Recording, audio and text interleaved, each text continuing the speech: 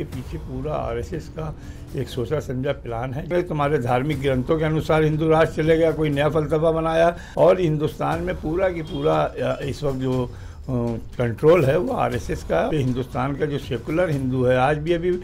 Majority में आने के बावजूद योगी जी, लेकिन अक्सरियत ने वोट जो है वो इनके अगेंस्ट में दिया। मगर अभी ये गौर करना होगा हिंदुस्तान के मुसलमानों को, दीगर अक़लियतों को, कि क्या वो हिंदुस्तान में किस तरह से ज़िंदा रह सकते हैं। देखिए, ये जो विधायक और सांसद और उनकी पार्टियों के लीडर अलग अलग जो बयानात दे रहे हैं, ये अपनी वजह से बयान नहीं दे रहे, बल्कि इसके पीछे पूरा आरएसएस का एक सोचा समझा प्लान है, जिस प्लान के तहत ये बयान दिला करके लोगों की हरारत नापी जाती है कि अब क्या होगा और क्या नहीं होगा। हिंदुस्तान के अंदर मैंने 2015 में कहा था, मोहन भागवत से जब समय मांगा था, तो मैंने कहा था कि भाई इंद्रेश कुमार आए थे, क्या आप ये बताइए कि आप भारत को हिंदू राष्ट्र मानते हैं तो किन नियमों सिद्धांतों पर चलेगा, हिंदू धार्मिक ग्रंथों पर चलेगा या आपने कोई नई आइडियोलॉजी बनाई है। बात सिर्फ इतनी सी है कि ये हिंदू राष्ट्र पर ही हमें इनसे बहस करनी चाहिए कि आखिर हिंदू राष्ट्र में उन दलितों के क्या अधिकार होंगे। तुम्हारे धार्मिक ग्रंथों के अनुसार हिंदू राष्ट्र चलेगा, कोई नया फलसफा बनाया, और अगर नया बनाया है तो तुम्हारा पुराना धर्म क्या बिल्कुल खोखली बुनियादों पर था जिसको तुम आज परिवर्तित कर रहे हो। तो ये सब वो बातें हैं कि कभी मदरसे बंद करो, कभी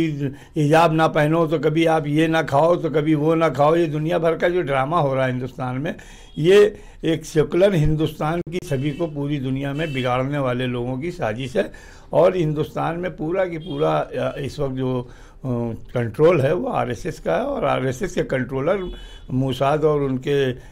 लोग हैंगे जो इस मुल्क को नफ़रत की तरफ ले जा रहे हैं। और इस पे हिंदुस्तान का जो सेकुलर हिंदू है आज भी अभी मेजॉरिटी में आने के बावजूद योगी जी, लेकिन अक्सरियत ने वोट जो है वो इनके अगेंस्ट में दिया, मगर वो अक्सरियत का वोट बिखरे होने के सबब उस काम को नहीं अंजाम दे सका जिसके लिए लोगों ने वोट दिया। मगर अभी ये गौर करना होगा हिंदुस्तान के मुसलमानों को, दीगर अक़लियतों को, कि क्या वो हिंदुस्तान में किस तरह से ज़िंदा रह सकते हैं। देखिए, तारीख़ का एक अदना सा तालिब इल्म जिसको मुल्क की तारीख़ और मुल्क की हिस्ट्री पता है, वो इस बात को जानता है कि इस मुल्क की आज़ादी के लिए मदरसों ने बढ़ चढ़ कर कुर्बानियाँ दी हैं। मदरसों से पढ़ने वाले तालिब इल्मों ने और मदरसे से फ़ारिगीन ने इस मुल्क की आज़ादी के लिए अपने जानों की कुर्बानियाँ दी हैं। और हमारा तो ये कहना है कि मदरसे के दरवाज़े तमाम तर मज़ाहिब के लोगों के लिए खुले हैं, चाहे कोई विधायक हो, चाहे सांसद हो, चाहे कोई भी प्रतिनिधि हो किसी भी समाज का, वो मदरसों में आए, वहाँ के तालीमी निज़ाम को देखे, वहाँ के एजुकेशन पॉलिसी को देखे। और अगर उसको ये लगता है कि कोई भी बात मदरसे में ऐसी सिखाई जाती है कि जो मुल्क के ख़िलाफ़ हो, मुल्क की कम्युनिटी के ख़िलाफ़ हो या किसी भी समाज के ख़िलाफ़ हो, तो फ़ौरन ऐसे मदरसों को बंद करने की ज़रूरत है। लेकिन ज़ाहिर है कि मदरसों में हमेशा हुब्बुल वतनी की तालीम, मुल्क के साथ वफ़ादारी की तालीम और मुल्क के साथ किस तरीके से एक इंसान को बेहतरीन तरीके से रहना है, इसकी तालीम दी जाती है। तो ये लोग जो बयान देते हैं, ये वाकई में अपने आप को हाईलाइट करने के लिए, अपने आप को मेन स्ट्रीम में बनाए रखने के लिए और कहीं ना कहीं अपने नफ़रती एजेंडे को स्थापित करने के लिए इस तरीके के बयान देते रहते हैं।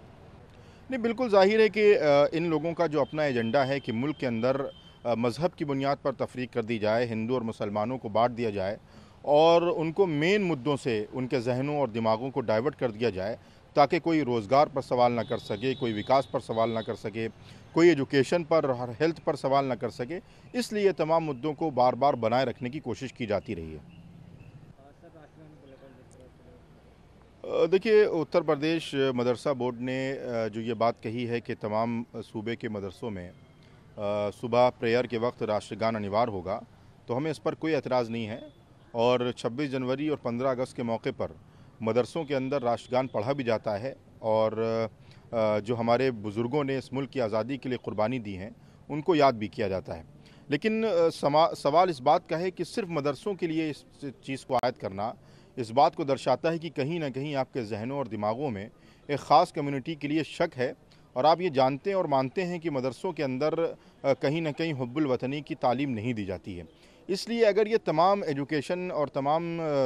शैक्षिक संस्थानों के लिए होता तो इस पर हमें कोई एतराज़ नहीं होता, लेकिन सिर्फ मदरसों के लिए ख़ास कर देना इस बात को दर्शाता है कि कहीं ना कहीं अभी भी आप डिस्क्रिमिनेशन की पॉलिसी पर और एक कम्युनिटी को शक की निगाहों से देखने पर मजबूर हैं।